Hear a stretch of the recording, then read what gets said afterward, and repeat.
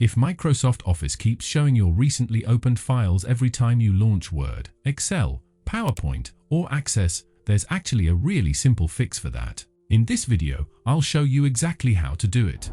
So let's start with Microsoft Excel. Go to Options, and when Excel Options window opens, make sure the Advanced tab is selected. Scroll down until you reach the Display section. You'll see an option that says Show this number of recent workbooks. Set the value to 0, then click OK. Now close Excel and open it again. You'll notice the recent workbooks list is no longer displayed.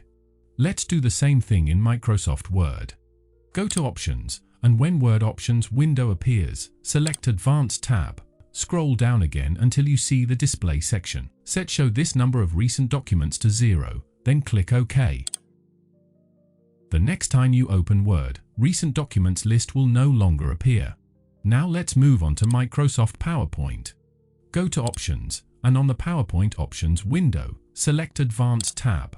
Scroll down to the Display section, then set Show this number of recent presentations to 0, and click OK. Open PowerPoint again, and you'll notice no recent presentations showing up anymore. And finally, let's do the same in Microsoft Access. Go to Options, but this time, in the Access Options window, you'll need to select Client Settings tab instead.